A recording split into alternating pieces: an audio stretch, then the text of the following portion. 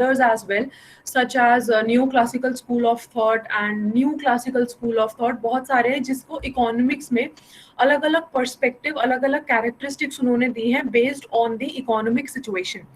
Now, when we say based on the economic situation, we basically mean कि किस time पे कोई economist बोलता है कि हमारा जो वेलफेयर मैक्सिमाइजेशन है, प्रॉफिट मैक्सिमाइजेशन है, इकोनॉमी में हमारे रिसोर्सेज कैसे डिस्ट्रीब्यूट होनी चाहिए, उन सारी चीज़ों पे डिपेंड करता है.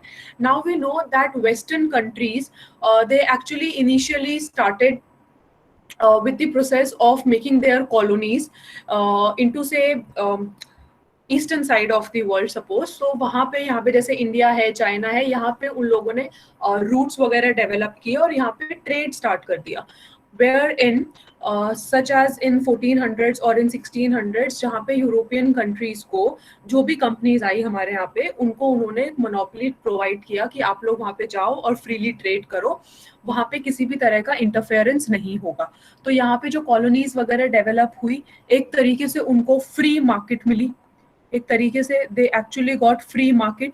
There was no interference of the government in their activities in the market.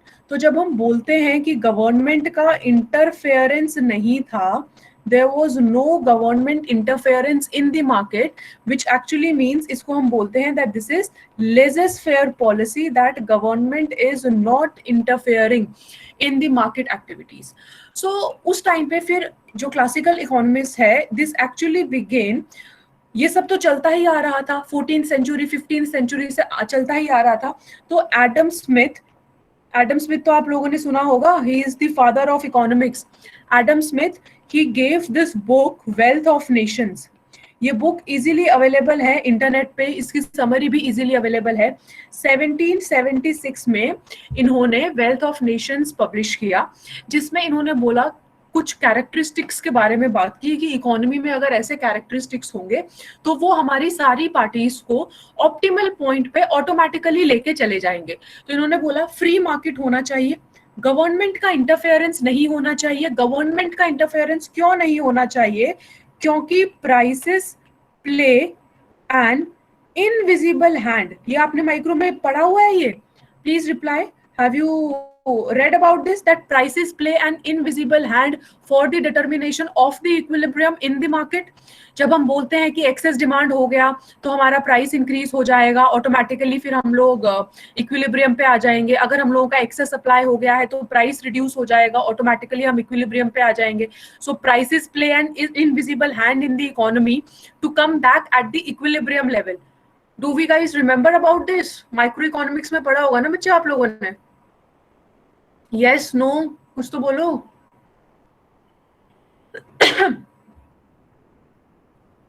Mayank, दीवा, विधि, साहिल, Shubham. Guys, what happened? Why aren't you replying? Are we still connected?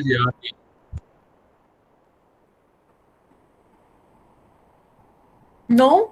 Diva, you don't remember? Prices play an invisible hand in the economy. Actually, इसका मतलब सिर्फ इतना सा है कि अगर हम बोल रहे हैं this is our say price, this is demand, and if we are saying that this is the demand curve and this is the supply curve, so हमारा equilibrium price and equilibrium quantity यहाँ पे determine होता है. और उसके बाद जब हमारा suppose there is an increase in production due to any reason, so there will be a rightward shift, say this excess supply हो गया है, price reduce हो जाएगा, quantity automatically increase हो जाएगी.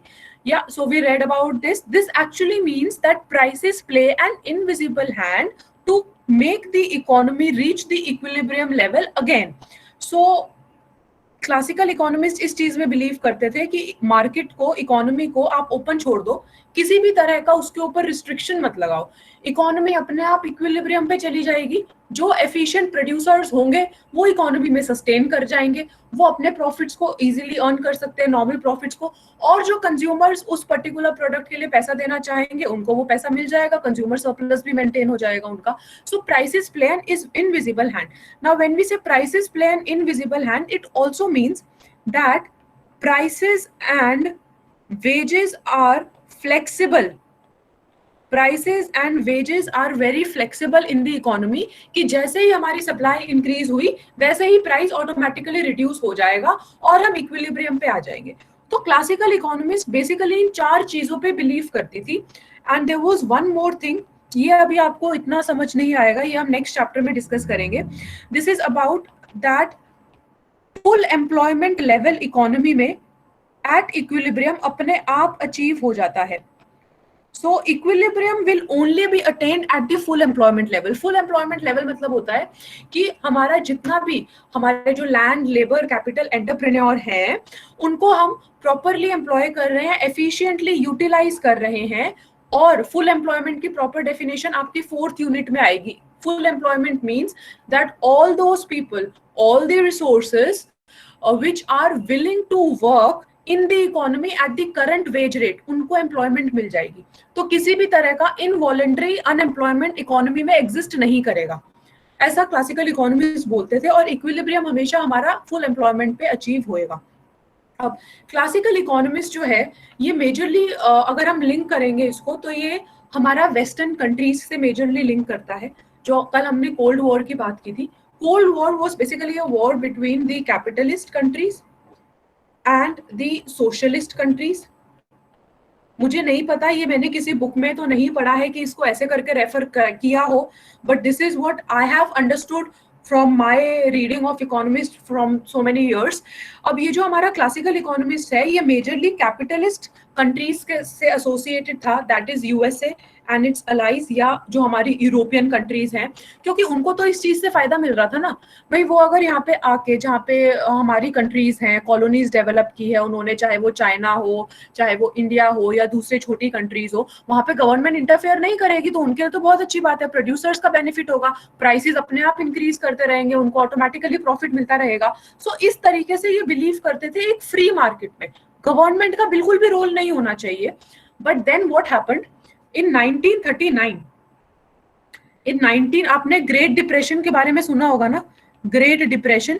यूनिट 5 में हमारा ये पूरा टॉपिक है ग्रेट डिप्रेशन के ऊपर। Guys have you heard about great depression of 1930s? Great depression 1930s के बारे में पढ़ा है, सुना है? कुछ था, क्या था वो अभी हम बात कर लेंगे। तो क्या हुआ, ग्रेट डिप्रेशन आया 1930s में। अब ग्रेट डिप्रेशन मेजरली यूएस को इसने इम्पैक्ट किया था, वेस्टर्न कंट्रीज को इम्पैक्ट किया था। पर ये जो थ्योरीज थी ना, क्लासिकल इकोनॉमिस्ट थ्योरीज, ये एक्सप्लेन नहीं कर पा रही थी कि ग्रेट डिप्रेशन के टाइम पे जो हमारा इतना ज्यादा एक्सेस अनएम्प्लॉयमेंट हो गया है, इतना ज्यादा हमारी ग्रोथ रिड्यूस हो गई है, प्रोडक्शन रिड्यूस हुआ है, लोग खरीद नहीं रहे हैं चीजों को। तो मतलब अब इसके अकॉर्डिंग, क्लासिकल इकोनॉमिस्ट के तो अकॉर्डिंग यही होना चाहिए था कि भाई अपने आप छोड़ दो, अगर अनएम्प्लॉयमेंट हो रहा है मतलब बहुत सारे ऐसे लोग हैं जो कि काम पे नहीं जा रहे हैं, इसका मतलब जो हमारे वेजेस है वो ऑटोमेटिकली रिड्यूस हो जाएंगे। एटलीस्ट लोग काम पे तो जाएंगे ना, क्योंकि अनएम्प्लॉयमेंट बहुत है, हमारे पास लेबर सप्लाई एक्सेस में है। तो वो लेबर सप्लाई एक्सेस में है तो प्रोडक्शन यूनिट्स को उसका यूज करना चाहिए, उन लेबर को एम्प्लॉयमेंट देनी चाहिए, जिसकी वजह से वेजेस क्या होते हैं, wages are actually the price of labour. तो अगर लेबर सप्लाई बहुत एक्सेस में है तो उसका प्राइस रिड्यूस हो जाएगा और वेजेस को रिड्यूस होना चाहिए, वेजेस को रिड्यूस होना चाहिए तो प्राइसेस को रिड्यूस होना चाहिए। जैसे ही प्राइस रिड्यूस होंगे तो कंज्यूमर भी डिमांड करेगा, क्योंकि प्राइस रिड्यूस हो गए हैं, इकोनॉमी में प्राइसेस रिड्यूस कर रहे हैं। बट क्लासिकल इकोनॉमिक्स की जो थ्योरी थी, जो मॉडल्स थे, वो एक्सप्लेन ही नहीं कर पाए कि ग्रेट डिप्रेशन के टाइम पे हो क्या गया। और क्लासिकल इकोनॉमिस्ट एक और चीज पे बिलीव करते थे, says law of demand. Says law of demand होता है supply creates its own demand. आप सप्लाई करते रहो मार्केट में, अपने आप उसका डिमांड होता रहेगा। तभी तो अभी ये हो रहा है ना, इतने सारे नए प्रोडक्ट्स आ रहे हैं, जोमेटो, स्विगी, ये वो सारी चीजें एक ही जैसी बार बार मार्केट में आई जा रही हैं। उसका रीजन तो यही है कि सप्लाई करते रहो, डिमांड होता रहेगा।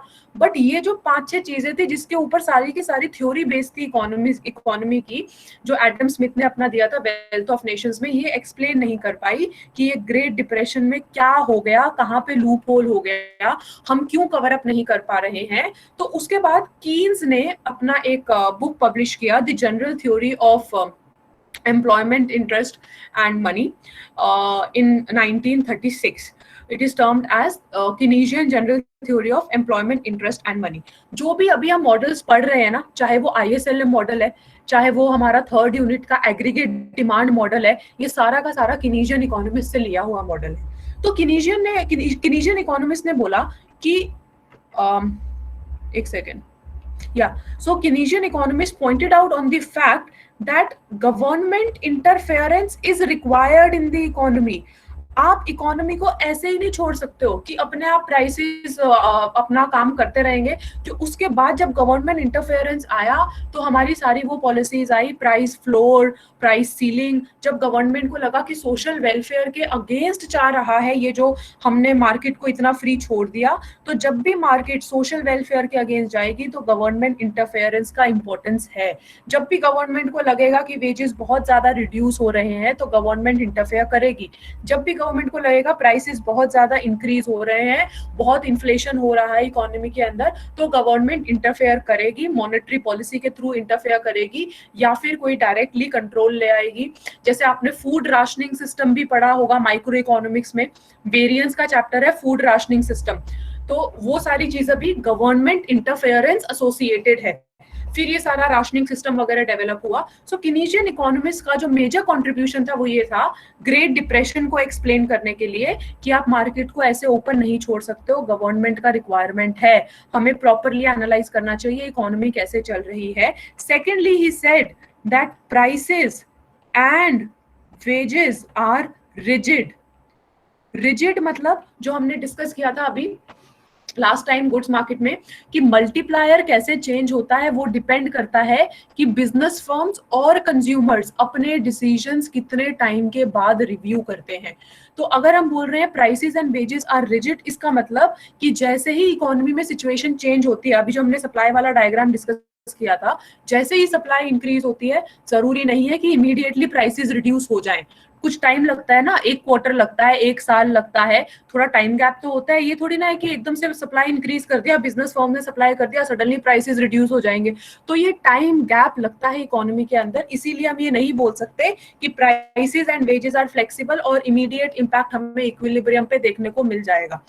Then he also pointed out to the fact that equilibrium can be attained at less than full employment level.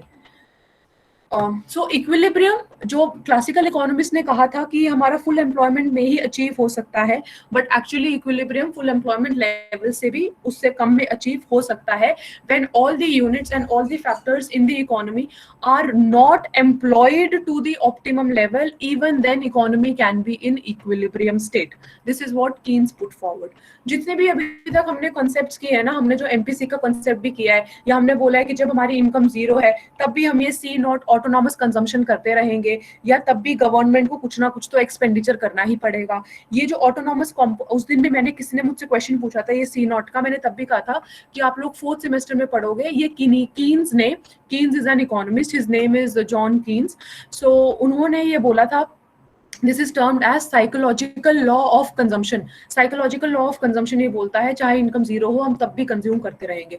4th semester में आता है ये आपका. सो this is how all these things are interrelated. Next, जो हमारा Keynes का या government interference वाला है, उसको हम सोशलिस्ट इकोनॉमी से ऐसे भी देख सकते हैं, क्योंकि सोशलिस्ट इकोनॉमी मेजरली बोलती थी कि गवर्नमेंट का इंटरफेरेंस होना चाहिए, सारी चीजें स्टेट कंट्रोल्ड या गवर्नमेंट कंट्रोल्ड होनी चाहिए.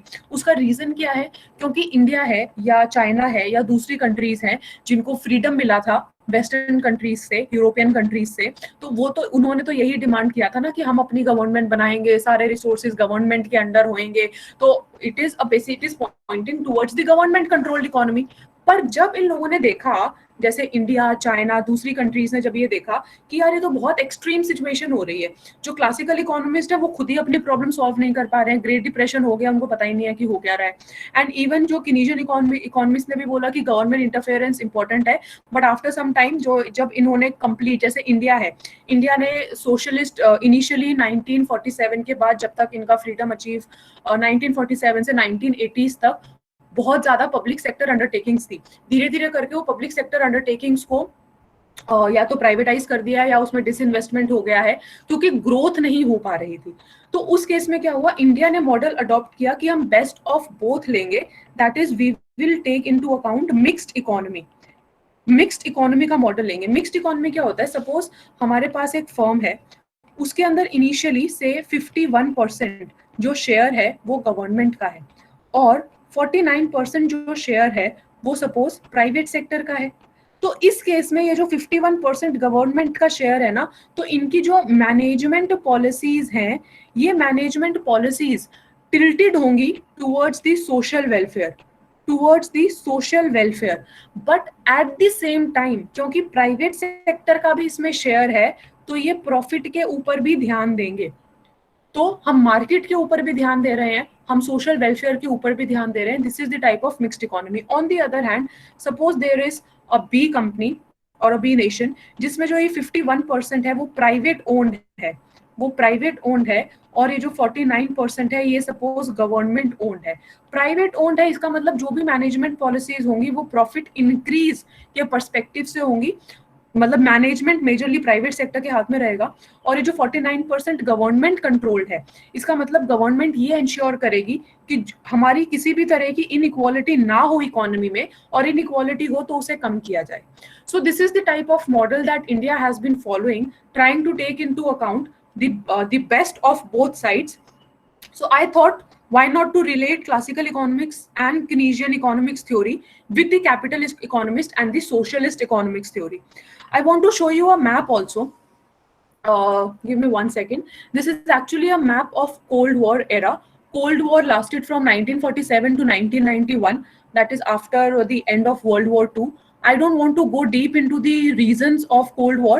I just want you to see कि एक्चुअली ऐसा है कि क्लासिकल इकोनॉमिस्ट कैपिटलिस्ट कंट्रीज थी, और जो सोशलिस्ट हैं उसमें गवर्नमेंट इंटरफेरेंस ज्यादा था। एक सेकेंड, मैं आपको लैपटॉप से प्रेजेंट करूंगी अभी। इतना तो समझ आया है ना सबको, what we have discussed right now? आगे से आपसे कोई पूछेगा difference between classical economics and Keynesian economics, I hope you people will be able to answer. ये 4-5 पॉइंट्स तो सबको क्लियर हो गए होंगे। ग्रेट डिप्रेशन भी हम अच्छे से डिस्कस करेंगे, it is in unit 5। I'll just share the map with you, wait.